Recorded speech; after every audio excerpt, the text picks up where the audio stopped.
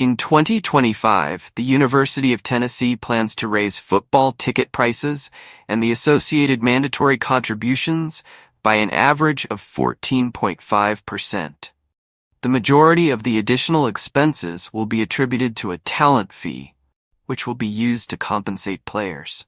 Season ticket holders in Tennessee were notified via email on Tuesday of the price increase, along with a video featuring sports director Danny White outlining the rationale for the change. College athletics may see revenue sharing for players as early as next year. The wealthiest universities will choose to participate, contributing an estimated $22 million to players' direct compensation and an extra $5 to $10 million to support scholarships. It could leave other schools in the dust. Tennessee has chosen to participate, and supporters will foot the bill for the match. In the last several years, we've made significant progress. It will become much more expensive in this new period, White told Knox News, a division of USA Today Network. However, resource availability and competitiveness will coincide more than before, and our fan base is our greatest asset. The following summarizes the average 14.5% increase in ticket prices at Neyland Stadium in 2025. Season and single-game ticket prices will initially rise by an average of 4.5% per seat, plus contributions. There will be a range of values. This increase covers Tennessee's expanding building, food, travel, and other sports department expenditures. All single-game and season ticket prices will rise by an extra 10% per seat, in addition to contributions designated as a talent fee that will help finance the revenue-sharing pool for athletes beginning in 2025.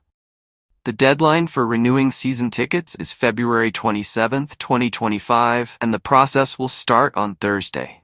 To assist supporters in covering the increased expense, Tennessee is providing a 10-month payment plan. Tennessee has increased student ticket costs from $10 to $20 this season, and in 2025, they will increase to $25. Extra scholarships for Tennessee athletes might run up to $30 million.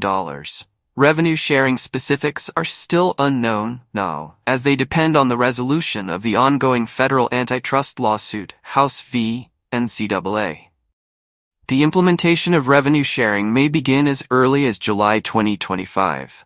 However, in most cases, universities will be able to compensate athletes up to 22% of their yearly income, or around $22 million. It may function somewhat similarly to a collegiate sports pay cap, although that framework is also unclear. It is anticipated that every Big Ten and SEC school would choose to participate in the revenue sharing scheme, and a few institutions from weaker leagues will try to follow suit.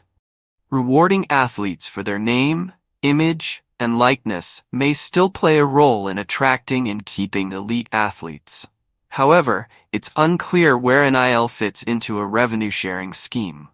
The scholarship limit will also increase as early as July 2025. Scholarships may range from 85 to 105. Baseball scholarships might range from 11.7 to 35, and so on. If they don't abandon certain sports, many schools won't be able to afford those additional scholarships. It will cost around $30 million per year for institutions that opt in, such as Tennessee, to pay for both revenue sharing and extra scholarships. This category includes UT's increase in ticket prices. It's really a $30 million plus math problem, White said. We're more than just giving it to our followers. We're asking them to assist us in part of this. How much player compensation will be funded by ticket price increases? According to Tennessee, the 10% increase in ticket prices designated as a talent fee would generate $7.5 million, or almost one-third of the $22 million revenue sharing fund used to compensate players each year. In order to keep up with the wealthiest universities in this new pay-for-play age of college football, the institution uses other sources of funding.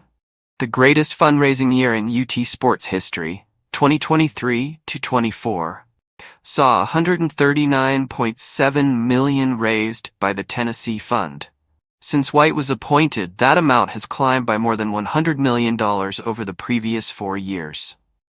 Additionally, Tennessee has secured substantial business sponsorships, such as the Neyland Stadium naming rights agreement with Pilot.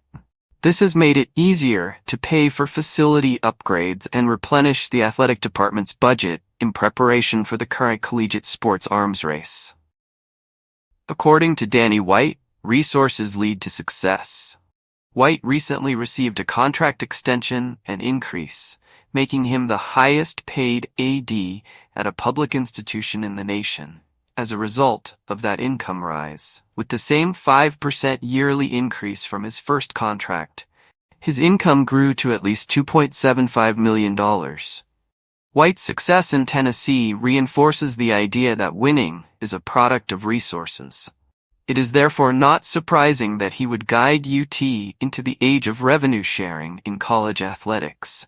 With almost $200 million in operational revenue in 2023, Tennessee athletics surpassed the previous record by over $50 million.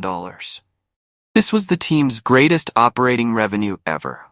Alongside those skyrocketing profits, the Volunteers have also achieved astounding success.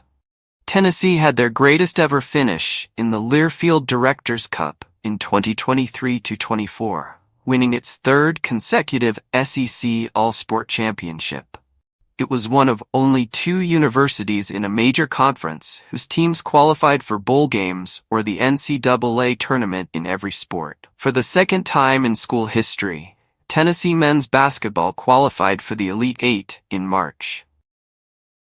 Following the Vols baseball team's historic victory in the Collegiate World Series in June, Tony Vitello was rewarded with a new contract that put him at the top of the country's collegiate baseball pay scale. Josh Heupel, the coach White chose, has Tennessee football rated in the top 10 for the second time in the last 3 seasons.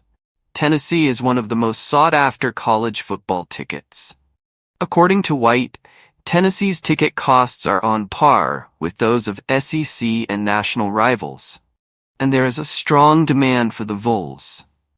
For the second year in a row, and the third time in the previous 23 years, Tennessee sold out of its 70,500 season tickets.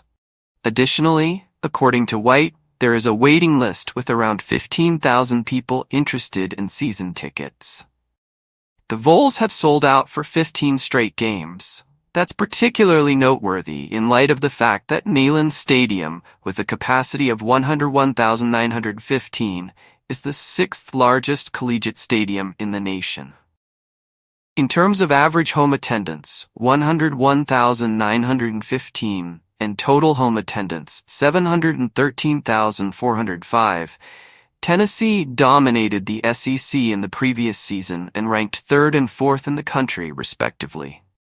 There are 15,000 people on our waiting list. Therefore, we would definitely be much more aggressive with our pricing points if we were about cold-hearted business, White said. Nevertheless, we have a very devoted fan base because this is collegiate sports. These are not carelessly made judgments.